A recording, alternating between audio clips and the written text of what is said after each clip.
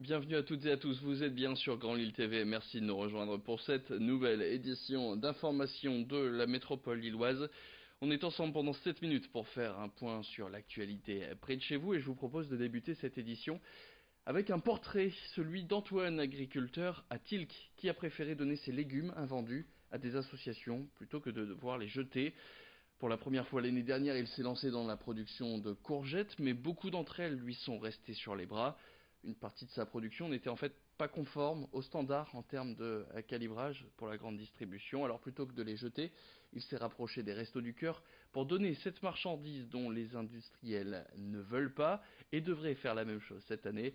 Découvrez le portrait d'Antoine Elbois, signé Louis Caillé. L'année dernière, Antoine Elbois a donné près de 9 tonnes de courgettes qu'il ne pouvait vendre car le calibrage, la forme ou la couleur des légumes ne correspondaient pas aux standards commerciaux. Celui qui vend à des coopératives, des industriels et en vente directe fait souvent face à des excès de production. Et plutôt que de jeter ses produits consommables, il a décidé d'en faire don à une association, les Restos du Cœur. Tout le monde n'a pas la chance d'avoir, pour certains, un travail, un toit, de quoi nourrir leurs enfants. Donc pour pouvoir aider comme ça, plutôt que de jeter, c'est ça en fait, c'est plutôt que de jeter, pourquoi ne pas aider?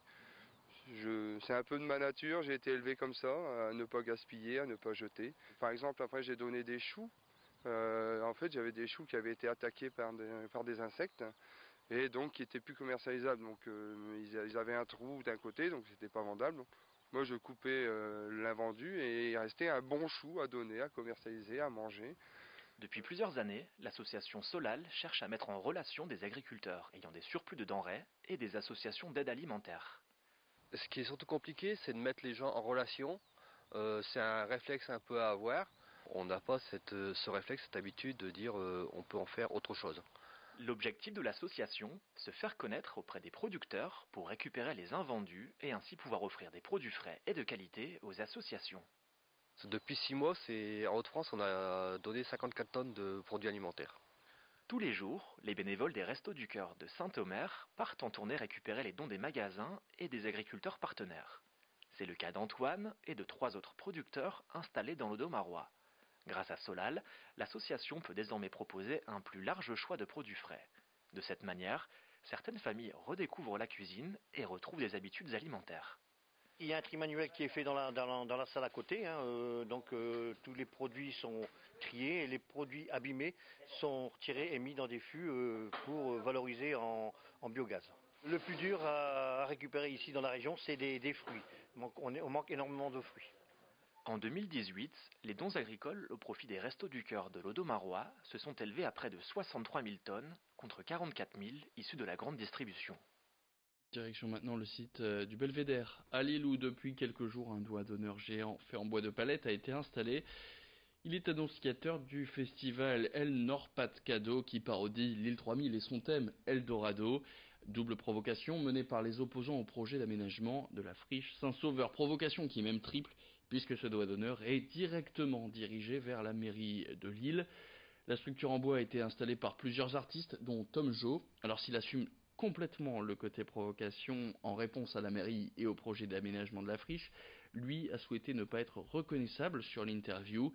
Plus d'explications sur ce festival parodique qui aura lieu le week-end du 26 au 28 avril avec des concerts dans plusieurs lieux dans la métropole lilloise mais aussi une soirée sur ce fameux site du Belvédère. Écoutez Tom Jo au micro de Rémi Desremaux.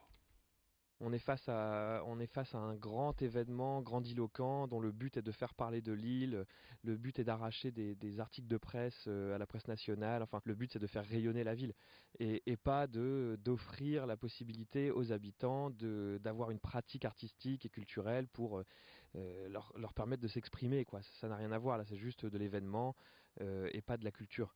Donc nous ici avec El Nord-Pas-de-Cadeau on essaie de faire l'inverse. Donc on a déjà mis des jambes là en palette et en cagette ce beffroi et donc on continue, on va organiser un festival de sculpture en cagette du 30 mai au 2 juin avec des sculpteurs professionnels et puis ensuite chacun est libre de venir et de faire sa sculpture pour remettre un peu de poésie dans cette ville ou pour ramener sa sculpture chez lui. Chacun est libre de faire ce qu'il veut. Et en parlant culture et musique, on va parler maintenant du Lille Piano Festival qui fête ses 15 ans. Créé en 2004 par Jean-Claude Casatsu et l'ONL, il aura lieu cette année du 14 au 16 juin prochain. Alors pendant ces 3 jours, une soixantaine d'artistes investiront 5 lieux connus des nordistes comme le Nouveau Siècle, le Palais des Beaux-Arts ou encore la Gare Saint-Sauveur. Le piano sera évidemment à l'honneur, mais vous pourrez aussi retrouver toutes sortes d'instruments à clavier, comme des orgues, des vibraphones, synthétiseurs, clavecins ou encore des accordéons. Et dans la soixantaine d'artistes, plusieurs musiciens mexicains viendront pour s'aligner sur le thème à Lille 3000 Eldorado. Alors au programme de la musique symphonique, du jazz, des ciné-concerts, il y en a pour tous les goûts. Et une édition un peu particulière pour Jean-Claude Casatsu, puisqu'elle sera sa dernière en tant que directeur artistique, même s'il n'en sera jamais loin pour les prochaines éditions. Jean-Claude Casatsu qui était d'ailleurs interviewé par Rémi Desremaux. Même si je continuerai à diriger des concerts dans le festival, j'ai accepté de laisser à l'équipe artistique de l'orchestre le soin d'en assurer désormais la programmation. Il y a toujours un moment où il faut transmettre. J'ai transmis mes responsabilités à la tête de cette maison que j'ai créée il y a 43 ans, avec le désir, naturellement, il n'est pas question de retraite dans mon logiciel. Moi, si je m'arrêtais d'essayer de transmettre ma passion, je mourrais assez vite. Mais je pense qu'il faut transmettre à un moment donné, si vous voulez.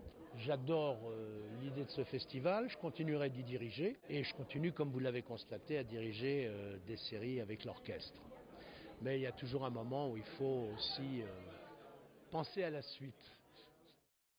Et puis une idée sortie pour terminer cette édition, ce week-end direction Bondu et son aérodrome où l'Union aérienne de Lille-Roubaix-Tourcoing, appelée aussi UALRT, organise ses portes ouvertes. Alors au programme, des acrobaties aériennes, des informations sur les cours de pilotage qu'il propose, mais aussi des baptêmes de l'air. Et à noter que Grand Lille TV vous propose de gagner votre baptême de l'air. Alors pour jouer, je vous donne rendez-vous sur notre page Instagram, c'est vraiment les derniers moments pour peut-être gagner un instant inoubliable au-dessus de la métropole lilloise. Fin de cette édition, merci à toutes et à tous de l'avoir suivi. Tout de suite sur Grand Lille TV, la météo.